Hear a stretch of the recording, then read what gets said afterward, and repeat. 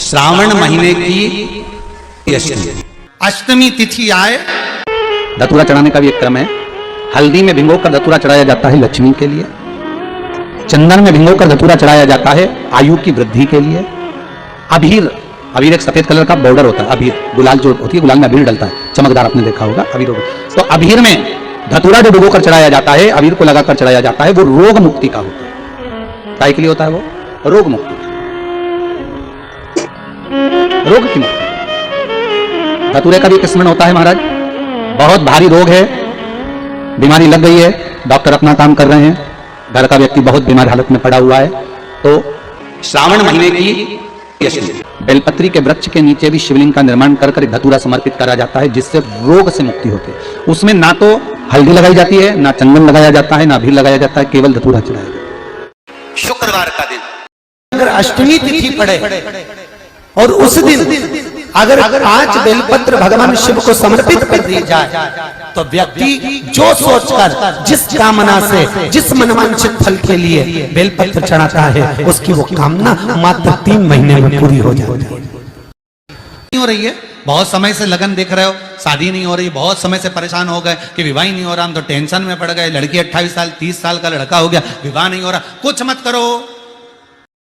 श्रावण महीने की अष्टमी तिथि आए तो अशोक सुंदरी वाली जो जगह है, वहां पर हल्दी की 7 बिंदियां लगा दो।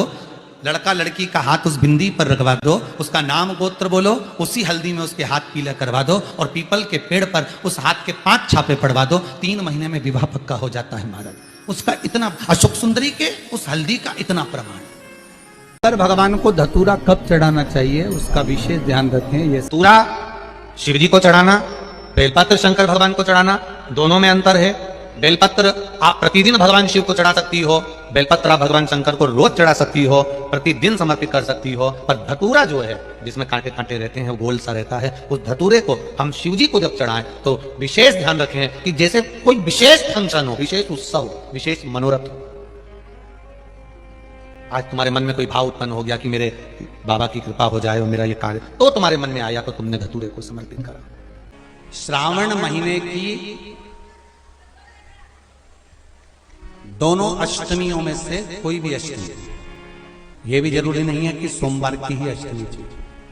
श्रावण महीने की दोनों अष्टमियों में से कोई भी अष्टमी को बेर के पत्ते पर लाल चंदन, बेलपत्री के पत्ते पर पीला चंदन, शमी के पत्र पर केवल कोई चंदन लगाने की जरूरत नहीं, सादा, केवल एकदम कुछ भी उसमें लगाकर नहीं, सिंपल। महाराज शमी के 5 पत्ते, बेलपत्री के 5 पत्ते, बेर के 5 पत्ते, क्या क्या चीज है जरा जम के बोलो। शमी के 5 पत्ते, बेर के 5 पत्ते और बेलपत्री के 5 पत्ते। महाराज पहले लाल चंदन वाले पत्ते, फिर बेलपत्री के पत्ते, फिर शमी के पत्ते शिवलिंग के ऊपर समर्पित कर कर उसको उठाकर वापिस लाकर बेलपत्री के पेड़ के नीचे ही 1 लोटा जल समर्पित कर कर पहले पत्ते चढ़ा देंगे, फिर लोटा भर जल समर्पित कर देंगे। उसी चढ़े हुए पत्तों में से 5 बेलपत्र को लेकर अपने घर जावे और अवधूतेश्वर महादेव, कौन से महादेव? अवधूतेश्वर महादेव। ये अवधूतेश्वर महादेव कौन से हैं? आपको कथा में कई बार वर्णन करा गया है। शंकर भगवान को क्रोध आया, ब्रह्मा जी ने क्रोध को लिया, समुद्र में डाला। उस रूप को क्रोध का एक रूप था, क्योंकि जो मदिरा पान करने वाले होते हैं, व्यसन करने वाले होते हैं, गलत काम करने वाले होते हैं, इनको सुधार कर जाओ। जितना तुम समझाओगे ये उतना आग बबूला होंगे। तुम बच्चों से कहोगे गलत लड़के के साथ रहना मत रहे, तो और ज्यादा क्रोध करेगा, और चिड़चिड़ करेगा, और अपशब्द कहेगा। तो ये क्रोध को संयमित कर दे। अवधूतेश्वर महादेव, अवधूतेश्वर महादेव का स्मरण कर 5 पत्तों को लेकर आइए। कुछ समय बाद जैसा जैसा समय की अनुकूलता मिले, आप किसी मदिरा का पान करने वाले या किसी व्यक्ति को वो पत्ते दोगे या प्रसाद के रूप में दो तो अच्छी बात है, नहीं तो उस पत्ते का थोड़ा थोड़ा भाग भी प्रतिदिन मात्र 21 दिन तक अगर थोड़ा थोड़ा भाग भी दे दिया जाए तो धीरे धीरे धीरे धीरे मदिरा पान व्यसन, गलत आदतें छूटना प्रारंभ हो जाती है और वो शंकर की शरणागति ग्रहण करते हैं। महाराज शिव अर्चना, ये तो अभी अभी लोगों की थोड़ी सी सोच गलत हो गई। ये दुनिया के लोगों को ये तो मालूम नहीं है भगवान शंकर के लिए, हाँ शंकर भगवान के पास में भांग रहती है, शंकर भगवान के पास में भांग रखी हुई होती है, शंकर भगवान का भांग का श्रृंगार होता है, क्योंकि उसको बूटी के रूप में, औषधि के रूप में लिया जाता है। पर कोई कहे कि शंकर भगवान भांग का नशा करते हैं, तो ये संसार के लोगों को समझा देना कि शिव भांग का नशा, मेरा भोलेनाथ भांग का नशा नहीं। 2 बार पशुपति व्रत कर लिए, आपने ये कर लिया, आपने प्रदोष कर लिया, आपने सोमवार कर लिया, आपने सारे अनुष्ठान कर लिए, बहुत सारे उपाय भी करे, तो गुरुवार के दिन अगर शिव जी के मंदिर में पानी चढ़ाया जाए, जल चढ़ाया जाए, तो घर में विद्वत्ता का अनुभव होता है महाराज। शादी नहीं, पात्र में जल और दूध ले लीजिए शुक्रवार का दिन।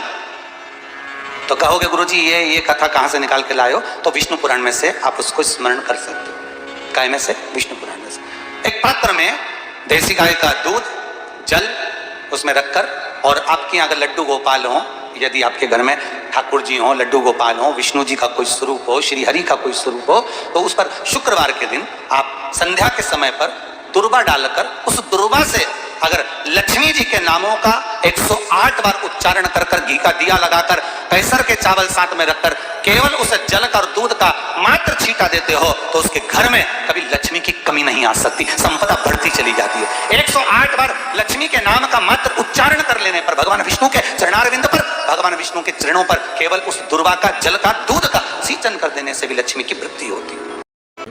हर महीने आता, जब आपके हृदय में कभी कोई बात आ जाए कि बाबा आज मेरा मन ये कह रहा है और आपको सुनना है बाबा, आपको स्वीकारना है बाबा, आपको मेरे मन की बात जानना है बाबा, बस हाथ में चंदन लगाया, बेलपत्री का भाग इस तरह से पकड़कर शिव जी से अपने हृदय की बात कहकर, मेरे देवादिदेव महादेव से दिल से कहकर, अशोक सुंदरी वाली जो जगह होती है, आपको बताया है अशोक सुंदरी का जो स्थान होता है, ये शिवलिंग, यहाँ अशोक सुंदरी की जगह, इस बेलपत्र को अशोक सुंदरी वाली जगह पर जहाँ शिवलिंग है, शिवलिंग की साइड पर पहले नंबर की पत्ती का मुख होना चाहिए, बस उसको रख दीजिए और उस पर थोड़ी देर हाथ रखकर अपने हृदय की बात मेरे महादेव को दिल से कहकर आ जाइए कि अष्टमी या अगला प्रदोष या अगली शिवरात्रि जब आती है, मेरा महादेव आपकी मनोकामना का भाव पूर्ण करता जी का मंदिर तुम जा रहे हो, शिव जी पे जल चढ़ाने के लिए जा रहे हो, तो निवेदन है बीच में तुम्हारी मौसी, काकी, मामा, फूफा, सहेली, रिश्तेदार का नातेदार, बेस्ट फ्रेंड किसी का भी घर पड़ जाए, शंकर के मंदिर जाते समय और शंकर के मंदिर से वापस घर आते समय किसी के दरवाजे पर मत रुको, सीधे अपने घर पर ही रुको। भगवान विष्णु ने जाते हुए शिव बाबा को देखा, शंकर भगवान से, भगवान नारायण ने कहा आप कुछ कहेंगे नहीं? भगवान शंकर कहते हैं नारायण चिंता मत करो, ये बद्रिकाश्रम में जो आएगा चने की दाल चढ़ा कर जाएगा, चने की दाल को मंदिर के पीछे बैठकर ओम नमः शिवाय बोलकर जो नारायण को समर्पित करेगा, उसके मनवांचित फल को मैं 3 महीने में पूरा कर दूंगा, उसके मन की कामना को मैं 3 माह में पूर्ण कर दूंगा। आज भी नियम है, चने की दाल को लेकर जाते हैं, बद्रिकाश्रम के मंदिर के पीछे बैठकर चने की दाल को लेकर ओम नमः शिवाय का जाप करते हैं, 7 बार ओम नमः शिवाय बोलकर चने की दाल वापस घूमकर भगवान विष्णु को समर्पित करी जाती है, तो 3 महीने में मनोकामना पूरी हो जाती है। उस चने की दाल का इतना श्रावण महीने में 5 स्थान ऐसे हैं जहां का दर्शन आपके जीवन को एक आनंद प्रदान करता है। पहला है बेलपत्र के वृक्ष के नीचे जाकर ऊपर की ओर मुख कर बेलपत्र का दर्शन करें, यह आपको जीवन में सुख प्रदान करेगा। दूसरा है शिवालय के नजदीक में पहुंचकर भगवान शंकर के शिखर का दर्शन करें। तीसरा है मंदिर के अंदर शिवालय में पहुंचकर नंदी का दर्शन करें। चौथा है भगवान शंकर के मंदिर में पहुंचकर जो जलाधारी लगी होती है, डमरू त्रिशूल रखा होता है, उसका दर्शन करना। और 5वां है मेरे देवादिदेव महादेव के शिवलिंग का दर्शन करना। ये हमारे जीवन को एक आनंद और सुख प्रदान करता है। श्री शिवाय नमस्ते। अगर कोई व्यक्ति मंदिर में बेलपत्र चढ़ा हुआ है और बेलपत्र उसने एकत्रित कर लिया मंदिर के अंदर ही, और मंदिर में बेलपत्र एकत्रित कर कर धागा लिया और उस कच्चे धागे में, उस कच्चे धागे के अंदर अगर उस बेलपत्र की डंडी को पीछे से उसने एक एक साधारण सी गांठ लगाकर उस बेलपत्र की माला को सिद्ध कर लिया। हल्की सी कच्चे सूत की गांठ लगाते लगाते मंदिर की चढ़ी हुई बेलपत्र को, शंकर पर चढ़ी हुई बेलपत्र को, शंकर की चढ़ी हुई बेलपत्र को ही उसने गांठ लगाकर जब माला सिद्ध कर ली और सिद्ध कर कर अगर वही माला भगवान शंकर को अर्पित कर देती है तो कहते हैं कि हमारा फिर पुनर्जन्म होता ही नहीं है, इस संसार सागर से हमारी मुक्ति हो ही जाती है, पुनर्जन्म से हम छूट जाते। विकलांग है, डॉक्टर ने कहा इस बच्चे का विकास नहीं हो रहा, बच्चे की बुद्धि काम नहीं कर रही है, बच्चे का शरीर काम नहीं कर रहा है, कहीं हाथ कहीं पैर में कहीं तकलीफ हो रही है, बच्चे का विकास नहीं हो रहा, 4 साल का हो गया, 5 साल का हो गया, 6 साल का हो गया, बुद्धि काम। तो उस जगह पर भी आप बच्चे से कहोगे ना बेटा शिव जी को जल चढ़ाने जा रहे हो ना, तो ये जो 2 चरण है ना जहाँ से पानी बहता है वहाँ स्पर्श कर कर आया करो और पानी पिया करो चढ़ाने के बाद।